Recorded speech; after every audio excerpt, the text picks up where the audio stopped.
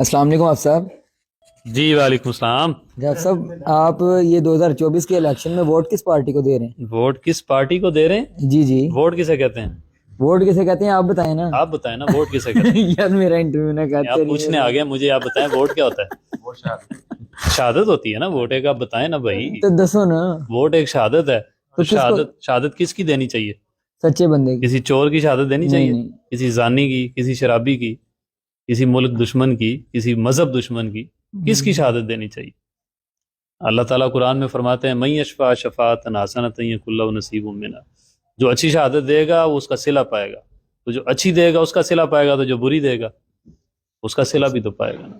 تو ووٹ تو ہر حال میں کسی کا بھی دور ہو، جب بھی ووٹ کی بات ہے، ووٹ تو ہم رسول اللہ کا دین جس کے پاس زیادہ ہوگا دیندار بندے کو ووٹ دیں گے۔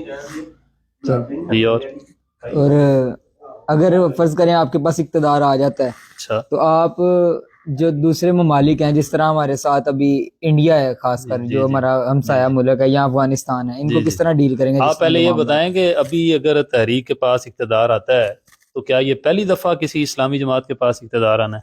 اس سے پہلے کبھی مسلمانوں کے پاس اقتدار نہیں رہا، تو جب جب مسلمانوں کے پاس اقتدار رہا ہے، ان کی خارجہ پالیسی کوئی نہیں تھی، ان کی معاشی پالیسی کوئی نہیں تھی۔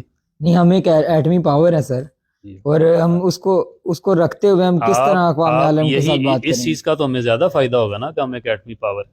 بات یہ ہے بھائی جان کہ جب آپ خود کہتے ہیں کہ اسلام is a complete code of life, جب قائد اعظم سے پوچھا گیا تھا پاکستان آپ بنا رہے ہیں تو اس کا قانون کیا ہے، آئین کیا ہے، تو انہوں نے کہا قرآن کے ہوتے ہوئے کسی آئین کی کیا ضرورت ہے؟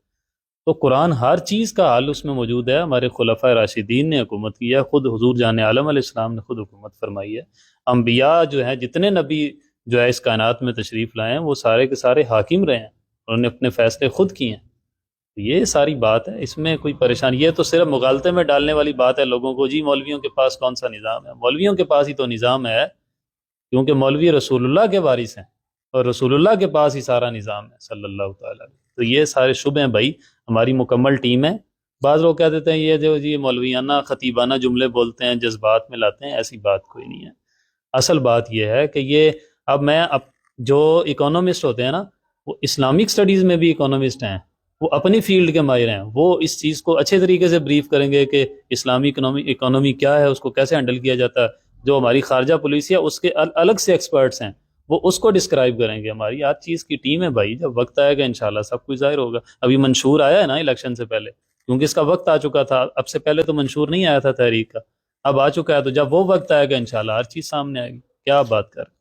نہیں تو اب صاحب، جس طرح ابھی فرانس کے ساتھ آپ لوگوں کا یہ مسئلہ تھا کہ فرانس کے سفیر کو ملک سے باہر نکالو، اور آپ کہتے تھے کہ ان سے تعلقات کو ختم کرو، تو آپ کو پتہ ہے کہ ان سے زیادہ ہم کتنا زیادہ اپنا جو ان کا سرمایہ وہ ہم لے رہے ہیں، پروڈکٹس ہیں ساری زیادہ تر وہ فرانس اور اسرائیل کی۔ یہ چورن اب نہیں بک رہا، یہ چورن اب اس لیے نہیں بک رہا کہ ابھی حال ہی میں آپ نے ایران کا نکالا نہیں ہے سفیر، آپ نے سفیر کو وہاں سے واپس بلایا، کیا ایران کے ساتھ آپ کے کوئی مفادات نہیں تھے؟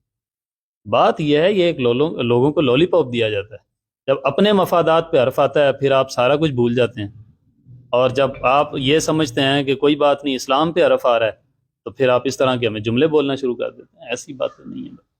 کون سے تعلقات کی آپ بات کریں؟ سارے تعلقات حضور کی وجہ سے ہیں صلی اللہ تعالیٰ علیہ وسلم۔ آپ اپنے والد کے دشمن کے ساتھ تعلقات بڑھانا چاہیں گے؟ کوئی بندہ آپ کی ماں کو گالی دے، آپ کیا کہیں گے؟ نہیں نہیں نہیں نہیں، میں اس سے بڑے پیسے لے لیتا ہوں، بڑے مفادات لے لیتا ہوں، لہذا میں اس کے ساتھ تعلقات بنا کے رکھوں گا، یا آپ اپنی ماں کی غیرت دکھائیں گے؟ تو ساری غیرتیں بعد میں، حضور کی غیرت پہلے ہے، رسول اللہ کی غیرت ہی نہیں ہے کسی میں، اس کا مطلب ہے۔ آپ یہ کیسی باتیں کر رہے ہیں؟ لوگوں کو کیوں آپ شبہات میں ڈال رہے ہیں؟